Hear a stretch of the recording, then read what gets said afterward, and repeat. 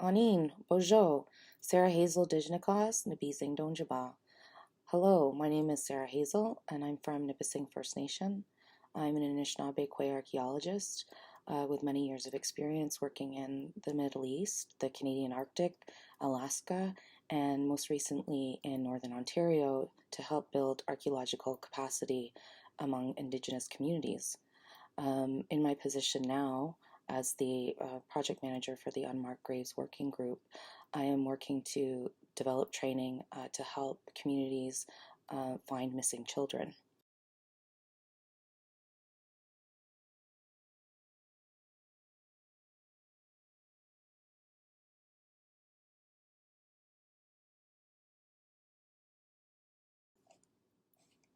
Before we get started on this module about frequently asked questions concerning investigations and unmarked burials, I'd like to say that it's really important to take care of yourself mentally and emotionally because unmarked graves investigations can bring up distressing content.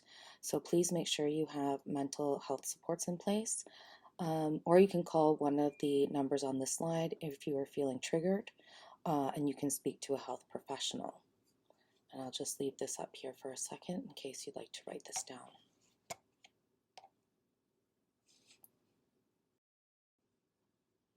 A question that Indigenous communities are grappling with right now is, do they have to conduct an IRS, an Indian Residential School investigation for missing children? And the short answer is no, because there are many ways that individuals and communities can choose to memorialize and commemorate missing children and pursue healing and well-being. It's indisputable that children died and went missing from Indian residential schools and Indian hospitals and sanatoria. So it's entirely up to the communities to decide to begin and or pursue an investigation of missing children.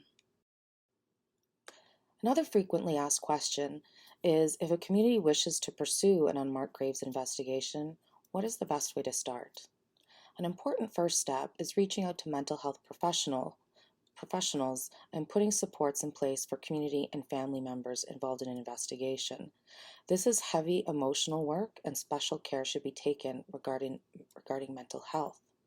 As mentioned earlier, memorialization of missing children can happen at any time and at any stage of an investigation.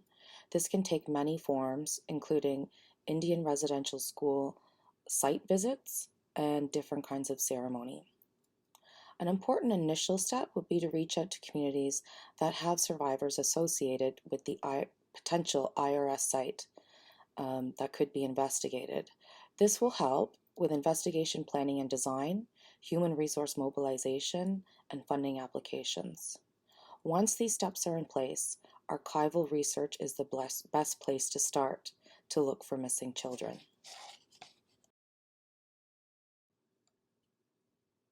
Should an investigation have predetermined goals?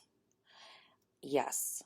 Both long and short-term goals of an investigation should be identified because they will have an important impact on the timeline of an investigation and the potential resources that will be needed to achieve the project outcomes, which may include commemoration activities, archival work, the application of remote sensing techniques, and longer-term goals like legal proceedings. Something that you have probably seen in the news recently is about remote sensing. So, what is it? Remote sensing is the science of obtaining information about objects or areas from a distance, and it includes airborne, you've probably heard of drones or satellites, and ground-based approaches like you've probably heard about in the news, ground-penetrating radar. The most common techniques used in grave detection are ground-based in a discipline known as geophysics. More about remote sensing techniques is available in a document on our website, and in the near future, we will be posting videos about these too. Is it necessary to conduct ground-penetrating radar or other types of remote sensing surveys for an investigation of missing children?